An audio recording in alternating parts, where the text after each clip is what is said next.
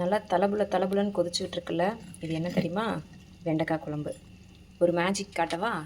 இங்கே பாருங்களேன், அடுப்பே எரியலை, ஆஃபில் இருக்குது. நல்லா பார்த்துக்கோங்க, மேஜிக். ஆனால் அடுப்பில் இருக்கிற சட்டி கொதிச்சுக்கிட்டு இருக்கு. இது என்ன மேஜிக்னால் இந்த மண் சட்டியோட மேஜிக். ஆஃப் பண்ணாலும் கொதிச்சுக்கிட்டே இருக்கும். இதில் வெண்டைக்காய் குழம்பு அரைச்சி இதில் ஊற்றி கொதிக்க வச்சுட்டு வெண்டைக்காயை இந்த இரும்பு சட்டியில் போட்டு எண்ணெய் போட்டு கடுகு வெந்தயம்லாம் போட்டு வதக்கிட்டு இதே இரும்பு சட்டியில் பார்த்துக்கோங்க வதக்கிட்டு அதை நான் எடுத்து இந்த அரைச்ச கலவை கொதிச்சுட்டு இருந்ததில் அதில் போட்டு இப்போ கொதிக்க வச்சாச்சு. இதுக்கப்புறம் நான் என்ன பண்ணுவேன், கொஞ்சம் இதோ கருவேப்பிலை, ஒரே கையில் கேமரா பிடிக்கிறதுனால தெரியல, கருவேப்பிலையை உருவிக்கிட்டு இருக்கேன், இருங்க காட்டுறேன். இதோ 2 கொத்து கருவேப்பிலை உருவியாச்சு, உள்ளே போட்டாச்சு. போட்டேன்னா 1 செகண்ட், மல்லி இலையும் எடுத்துருவோம்.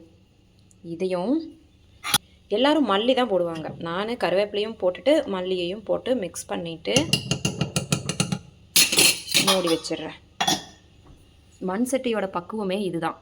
சூடாக்குறதுக்கு லேட் ஆகும், அந்த ஹீட் குறையிறதுக்கும் லேட் ஆகும். எங்கள் வீட்டில் ஈயம் கிடையாது, சில்வர் சட்டியில் தாளிக்க போகிறதில்ல, இரும்பில் தாளிச்சிட்டு மண் சட்டியில் வேக வச்சுக்கிட்டு இருக்கேன். இதில் சாப்பாடு வெந்துக்கிட்டு இருக்கு.